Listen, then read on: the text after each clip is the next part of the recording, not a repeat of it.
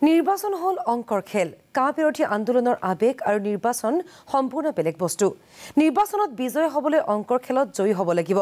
এই মন্তব্য সাংসদ অজিত কুমাৰ ভূঞাৰ সকলো বিৰোধী দল একগোট নহলে 2021 নিৰ্বাচনত বিজেপিক প্ৰত্যাহ্বান জনোৱাটো সম্ভৱ নহয় বুলি স্পষ্ট মত অজিত ভূঞাৰ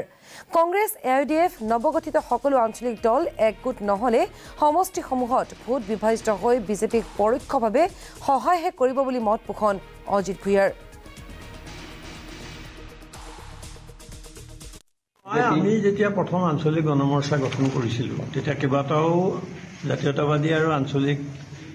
শক্তিক সমবেত কৰি আমি গণমৰ্চা গঠন কৰিছিলো তাৰ পিছত বহু ধৰণৰ হৈছে আৰু মই তেতিয়া আমি ঘোষণা কৰিছিলো যে আমি সকলো আঞ্চলিক শক্তি ঐক্যবদ্ধ কৰিম তাৰ পিছত বাকি দলবিলাকৰ লগত আমি আলোচনা কৰি এটা ফ্ৰণ্ট গঢ়ি তুলিম অপজিশ্যন ফ্ৰণ্ট আৰু সেইটো অবিহনে কেতিয়াও বিজেপিক পৰাস্ত কৰা সম্ভৱ নহয় তাৰপিছত আমি সকলো আঞ্চলিক শক্তিৰ লগত কথা পাতিলো দলৰ কিন্তু দি নহওক তাৰপিছত আছুৱে দল কৰিলে কৃষক মুক্তিয়ে দল কৰিছে এইটো তেওঁলোকৰ অধিকাৰ আছে কৰক কিন্তু এটা কথা বাস্তৱবাদী হ'ব লাগিব আৰু এটা বাস্তৱ দৃষ্টিভংগী ল'ব লাগিব কাৰণ নিৰ্বাচন সংখ্যাৰ খেলা আৰু ৰাজপথত আন্দোলন কৰা আৰু নিৰ্বাচন খেলা দুটা সম্পূৰ্ণ সুকীয়া বস্তু গতিকে মই আশা কৰিছোঁ আৰু অসমখনত মই বিভিন্ন ঠাইলৈ গৈছোঁ দপলিয়াই ফুৰিছোঁ এইকাৰণে যে ভোট যাতে বিভাজিত নহয় ভোট যাতে ভাগ ভাগ নহয়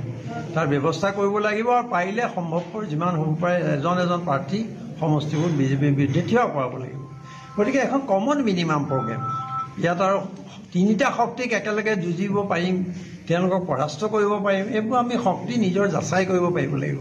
মই যুদ্ধলৈ যোৱাৰ আগতে মই চাই ল'ম ন মোৰ অস্ত্ৰ শস্ত্ৰ কিমান আছে মোৰ শক্তি কিমান আছে আৰু তাত সেনাপতি কোন চাইলেহে যুদ্ধখন কৰি লাচিত বৰফুকন জিকিছিল কি কাৰণে তাৰ ৰণকৌশল শুদ্ধ আছিল সেইকাৰণে আমাৰ ৰণকৌশল হ'ব 21ত হ'ব লাগিব যে সকলো বিৰোধী শক্তি একলগ হ'ব আৰু ভোট বিভাজন যাতে নহয় ভোটৰ যাতে ভাগ ভাগ নহয় সেইটোলৈ সকলোৱে দৃষ্টি ৰাখিব লাগিব গতিকে মই যিকেইটা দলে এতিয়াও এইটো কথা চিন্তা কৰা নাই তেখেতসকলক মই অনুৰোধ জনাম যাতে তেখেতসকলে এইটো কথা উপলব্ধি কৰে আৰু অংকবোৰ যাতে কৰি চায় ভালদৰে আৰু বিৰোধী ঐক্যৰ বাবে তেখেতসকল আগবাঢ়ি আহিব এই আশা মই কৰিছোঁ এই জামুগুৰিৰ পৰা কিন্তু আঞ্চলিক দলে যদি অকল প্ৰাৰ্থী ঠিক কৰে দুটা বা তিনিটা দলে মিলি তেতিয়াহ'লে মই ভাবোঁ যে বৰ বিশেষ কামত নাহিব কাৰোবাক অপকাৰ কৰিব কোনোবাই সেইটো হ'ব পাৰে